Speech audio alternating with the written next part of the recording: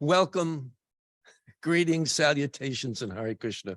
My name's Henry Doktorski, and I'm going to talk today about Swami Bhaktipada and the West Virginia Hare Krishnas. Now, this is Prabhupada's Palace of Gold, dedicated in 1979. I helped build it. I did some of the gold leafing and design work on there. And at some point in the early 80s, New Vrindaban, which is where this is located in West Virginia, was like the place to go for if you were a Hare Krishna devotee in America or Canada, or a Hindu to come on for a pilgrimage for the summertime. And we had, 1 year reportedly 500,000 people came to visit Prabhupada's palace. So let's see today. So I'm just going to tell a story. It's just going to be a brief summary today, what these 12 books are about, which are finally finished. 21 years since I started researching this and writing. 12 volumes. I love it. And I'm hoping one of you, after I talk, will buy these books so I don't have to carry them all the way back to California. All right, let's see how this remote works. And at the end, I will give, there'll be time for questions. But if you have a very important question, feel free to like stand up and wave your arms and yell and stuff. And I will acknowledge you. Well, this handsome fellow is, that is me in 1982. I came to the community after finishing a degree in music in college and became a disciple of this fellow here, Kirtanananda Swami Bhaktipada. At the time, he was a very, very, very popular ISKCON guru. ISKCON is the International Society for Krishna Consciousness. And even back to Godhead magazine's, the publicity promotional magazine for the Hare Krishna movement would have sometimes advertisements, meet a bona fide spiritual master. So I was his disciple for about 16 years until 1993 I left. But anyway, this is volume 1, Gold, Guns, and God, volume 1, A Crazy Man. This is Kirtanananda Swami, later known as Bhaktipada. He's standing, this is Thompson Square Park in New York City in the Lower East Side. And that on the bottom right is Bhaktivedanta Swami Prabhupada. He's the founder of the International Society for Krishna Consciousness. Came here in 1965 from India to spread his message of love of Krishna. And Kirtanananda was one of his first disciples. Oh, this is Kirtanananda as a boy. He was born in Peekskill, New York, 1937. His father was a conservative Baptist minister.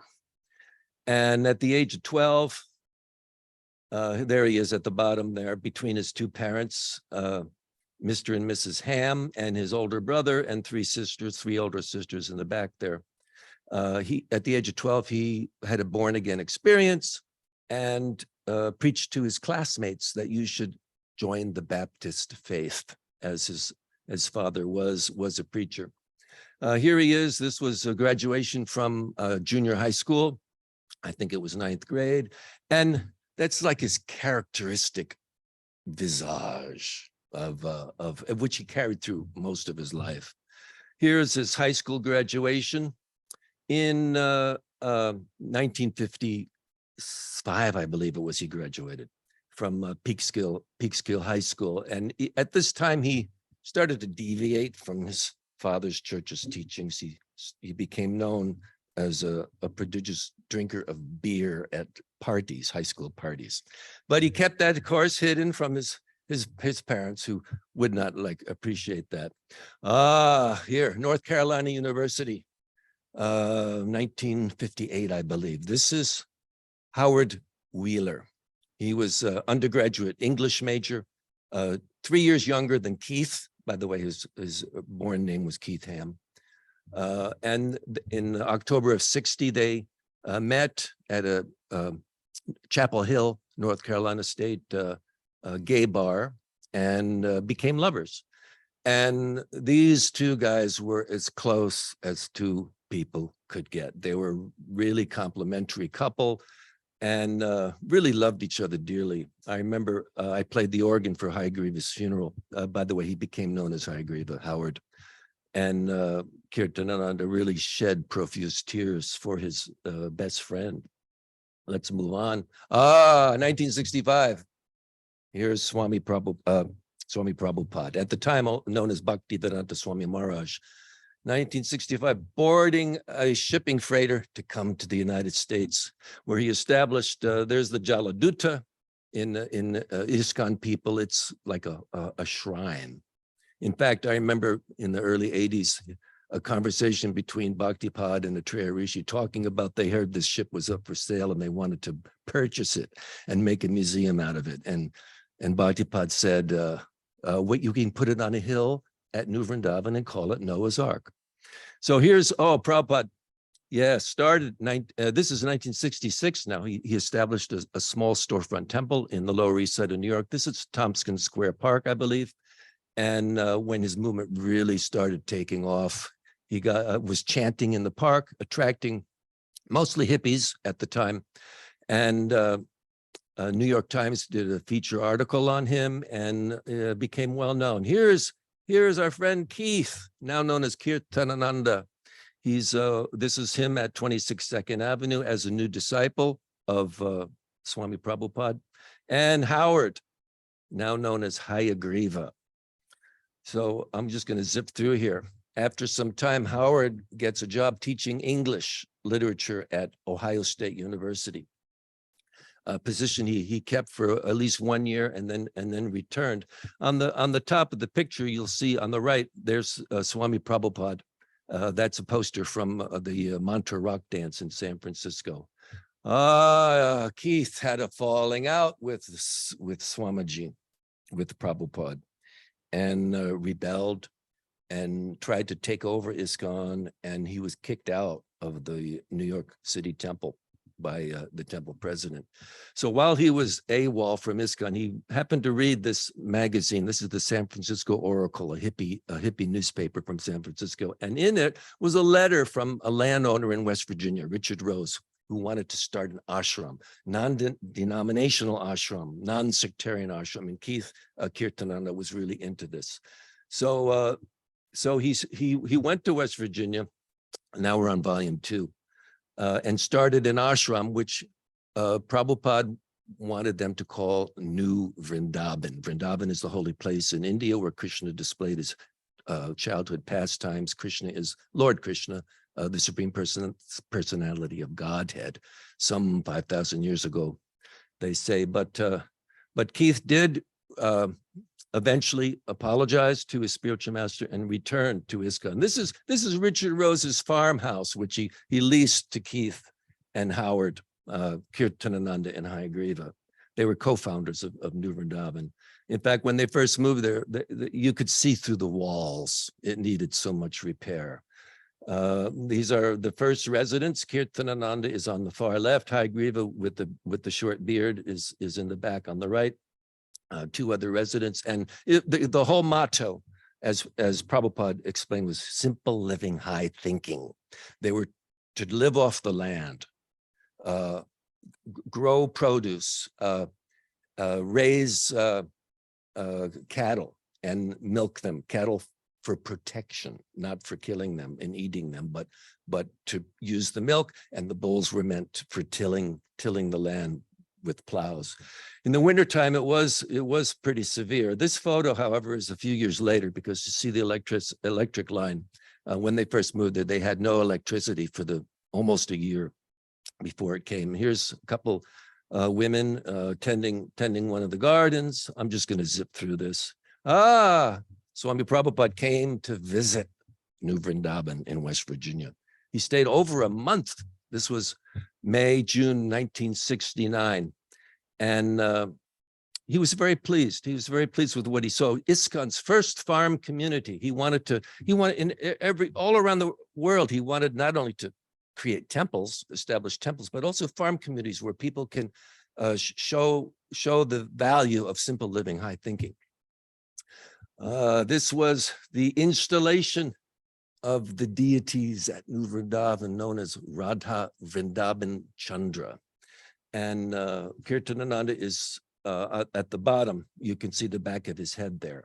Rupanuga officiated at the fire sacrifice on the right by that large. The deities are covered in those white cloths. They're not installed yet. So these are the deities. Krishna is on the left, Vrindavan Chandra, and his consort Radharani or Radha on the right. And this picture was taken a few years later, but the deities are really the center of the devotee's life. The deities and the spiritual master, they're both equally important because you're following this process to develop love of Krishna. Prabhupada came again to visit. This is 1972. And during this visit, he said, he looked at some of the hills and he said, that would be a nice site for a temple of Govindaji. Prabhupada wanted them to eventually build 7 temples, just like the 7 major temples at at Vrindaban, India. There are 7 famous temples here. So anyway, Kirtanananda at that time, he was idolized by the majority of ISKCON devotees. He was Prabhupada's first sannyasi, one of his first disciples. When he would speak, he charmed many people, not everyone, but he was an excellent elocutionist, is that the right word? And was well respected in ISKCON. Here's another photo, Prabhupada on the left and Kirtanananda Swami, later known as Bhaktipada, on the right. The building of Prabhupada's palace. At first, they decided to make a home for their spiritual master, Swami Prabhupada. Here's one of the early drawings of the design. This was probably 1973. And the drawings became slightly more elaborate. The Bhaktipada and the rest of the community decided they would build a palace for their spiritual master to come and live and retire and finish translating his books. Here's Prabhupada again. This is his 1974 visit. He's in the center with the large garland. Kirtanananda Swami is on our right, on Prabhupada's left. And some residents of New Vrindavan. There's Brahmananda. He was the New York Temple president. I know some of these people because I lived there beginning in 1978. Here's, to build a palace, you need marble. Tons of marble. I think 52 tons, or is it 52 varieties? This is one of the New Vrindavan residents working in the marble shop, which was custom built. Oh, the palace is starting to take shape now. The concrete arches are put. There's the dome, concrete domes on the top. 3 domes actually, 1, 2, 3. And Prabhupada comes to visit again for his 4th and final visit. As the next year he passed away. Here he is with his servant, Kirtanananda is on our right, touring his palace under construction, and he was very pleased with what he saw. He always encouraged Kirtanananda and the New Vrindavan residents to do what they're doing. There's on the left is Bhagavatananda. I really liked him a lot. I studied art with him in 1979. He was a sculptor, artist. He did the work to design the palace. And there's Kirtanananda Bhaktipada to his right. More construction, little by little. Bhaktipada supervising 3 workers there, polishing the marble in the portico. And up there, that's me, up on the dome, on the center dome there. This must have been 1979 in the summer. We're gold leafing the tops of the domes, and we had an enormous marathon that spring. This is a temple president. His name was Kaladri. He's up on a ladder applying gold leaf. In fact, there's like thousands of square feet of 22-karat gold leaf on Prabhupada's palace. And the dedication, September 1979. Bhaktipada is like, there he is with the news reporters. And I'm just going to skip through these pictures because it just shows really some of the fine, beautiful artistic work. There's the flag of Hanuman on the top of the dome. the palace at night, really, really gorgeous.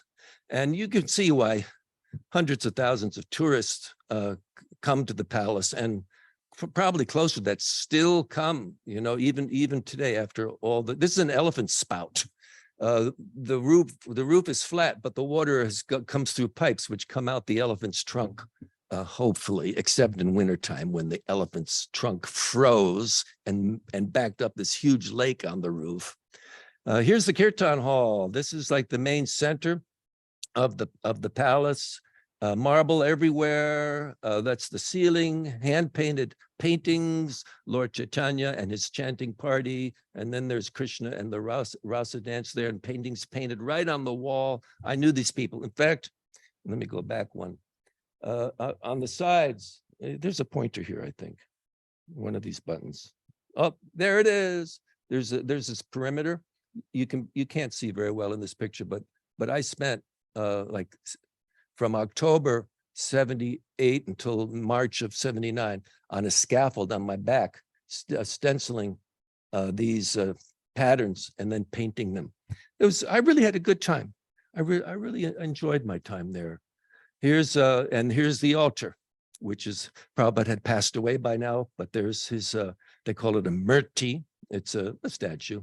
And he was offered, the murti is offered worship, beautiful gold-plated altar there. Here's Prabhupada in his study, once again, a statue. People come and visit the palace, and they come into this room, and they feel that actually there's a person there, so they have to be very quiet. And then they realize, oh, it's not a real person. So we had great festivals. There's Bhaktipada right in the center with other devotees. 1980. Prabhupada gets a makeover in his attire. He's wearing a jeweled gold crown now, and there's a mace, a scepter on his left-hand side. And Bhaktipada felt that, he's sitting on a golden altar in a golden palace. I mean, it's just totally natural that he should be dressed accordingly. Of course, not everyone in ISKCON agreed with that.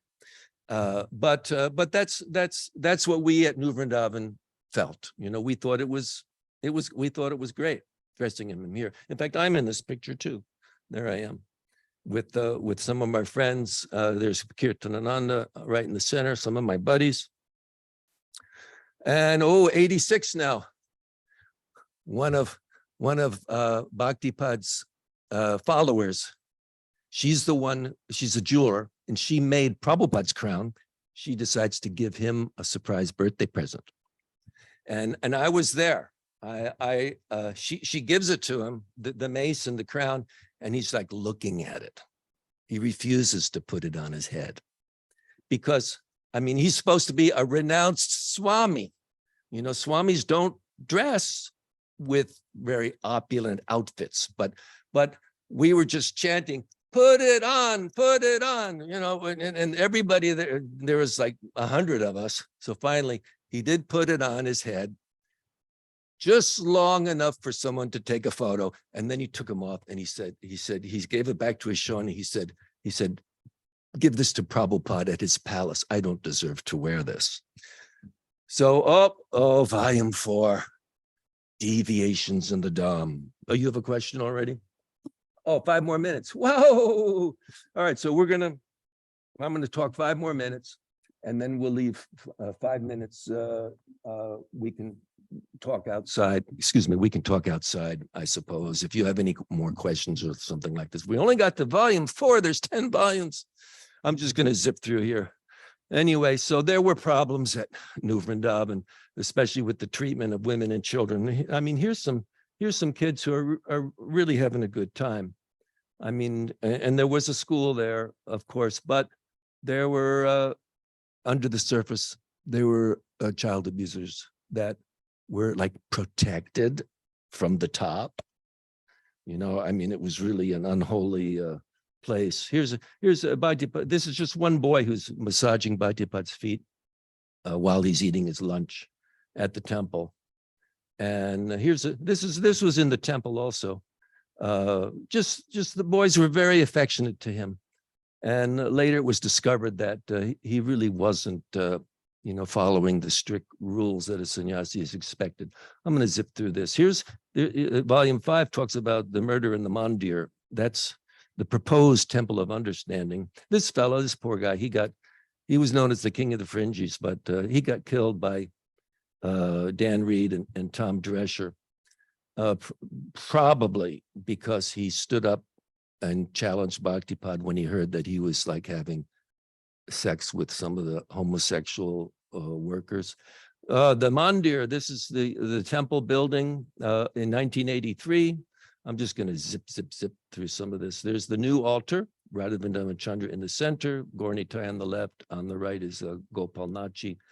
Still, this was the height of New Vrindavan's fame and glory. We would get thousands and thousands of Hindu pilgrims from all over North America. Firework displays, the bathing ghat, two lakes were constructed for tourists and pilgrims.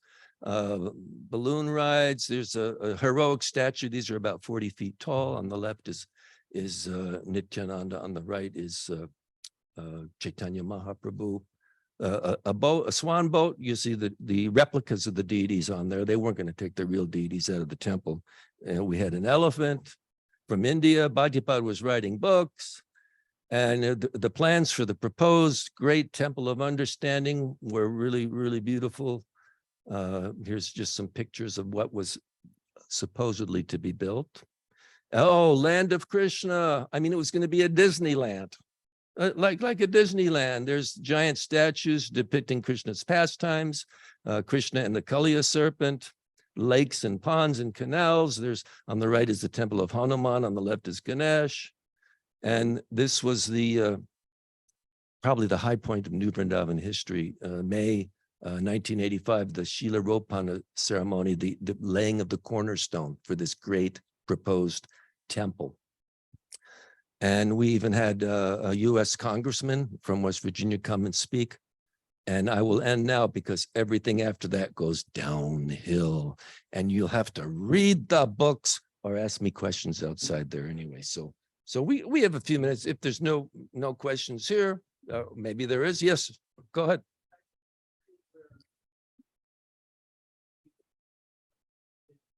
Coming to Philadelphia, and you were wearing like Western monk robes. What was that about? Good question. That was between 87. Bhaktipada decides he's going to westernize things. See, here, there we are with we're wearing robes that are kind of like a Franciscan monk's robe. That's me playing the accordion at a spontaneous kirtan. This is our temple orchestra robes. He wanted to Western. Instead of singing in Sanskrit and Bengali, we translated into English. Beautiful poetry, by the way, and played Western instruments. There's a pipe organ on the left, which I normally played. We had strings, woodwinds, brass, percussion, harps. We had an accordion ensemble. Here's one of our choir performances in the temple, and I was music director. That's me playing piano there. We would take classical masterpieces by Bach and Handel and Mozart, and we would just change the words, like the Hallelujah chorus from Messiah. Hare Krishna, Hare Krishna, Hare Krishna, Hare Krishna, Hare Krishna. And we recorded that. You can find it on YouTube. All right. We did all that stuff. So I think that might answer your question there. Anyone else?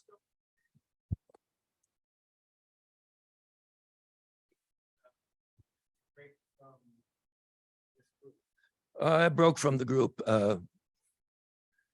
In 93, at Bhaktipad's birthday in September, he did a trip in his Winnebago van to the World Religions Conference in Chicago. And on the way back, his driver observed him in the bed in the back of the van with one of his teenage Malaysian disciples performing sexual activities. And the shit hit the fan. And there's the Winnebago, his disciple, who has really disappeared for the last 30 years. We don't know him. And understandably, he was very embarrassed, so after that, I did my own investigation, and I talked to some of the men who were boys earlier, And they said, yeah, Bhaktipada used to give us fellatio all the time like that, you know. So I said, this is no spiritual leader. And I rejected him. That's in volume 9, you'll see that. And then soon after that, there was a big turnover and the people pushed him out and returned to ISKCON, the International Society for Krishna Consciousness.